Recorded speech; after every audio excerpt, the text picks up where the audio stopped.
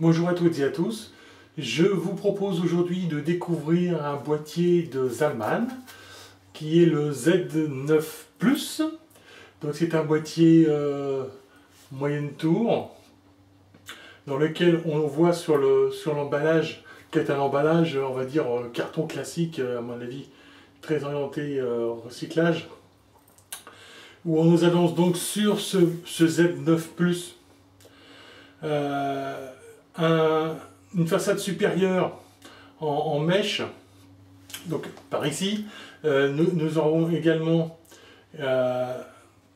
une température relevée par sonde et la possibilité de contrôler deux ventilateurs directement sur le boîtier. Nous avons une installation sans outils pour les disques durs, une possibilité d'avoir un cable management, donc de ranger les câbles d'une manière efficace pour faciliter la circulation d'air. Un espace intérieur important pour la carte vidéographique, donc de 290 mm, donc déjà pour des grandes cartes assez conséquentes.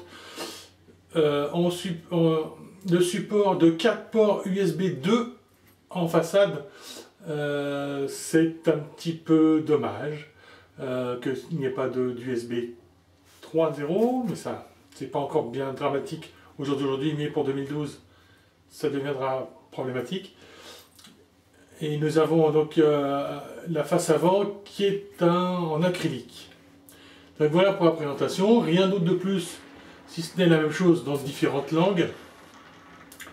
Voilà, donc un emballage très sobre, qui n'a rien de tapageur comme on peut le voir chez certains concurrents. Voilà, donc on va découvrir maintenant donc en vrai le Zalman Z9 Plus. Hop. Voici donc le Z9 Plus sorti de son emballage. Alors sur la face avant, nous avons du mesh partout, donc pour une bonne aération du boîtier. Malheureusement pour le bruit, c'est peut-être pas ce qui se fait de mieux, mais pour l'aération, c'est ce qui se fait de mieux au jour d'aujourd'hui. Nous avons 4 ports USB, un port micro, un port casque en jack, une possibilité ici de régler, donc je suppose que ce sera les fameux ventilateurs qui sont réglables, un voyant HDD, un bouton reset à ce niveau-là. Sur le côté, donc une large aération avec une grille très ajourée, mais pas en mèche, et absolument aucun filtre à poussière visible à ce niveau-là. Donc deux petits encarts en plexiglas ici, et on voit un ventilateur qui est un ventilateur de 120 mm, visiblement. À l'arrière, nous avons un ventilateur ici avec des pales blanches, donc très à la mode, noir et blanc en ce moment.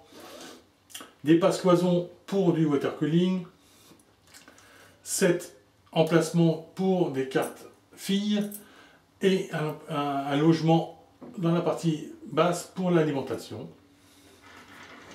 Et sur le côté droit, donc absolument aucune entrée d'air. Sur le dessus, on ne le voit pas très bien, mais sur le dessus ici, il y a le bouton reset. Là, je suis proché le boîtier. Donc on trouve le bouton reset qui est tout en bas ici. Et sur la partie supérieure, donc une large grille en mèche qui va permettre de mettre de la ventilation et certainement un grand radiateur de water cooling. Voilà pour la présentation extérieure de ce boîtier. Évidemment, pour en savoir plus, je vous donne rendez-vous sur l'Osiloc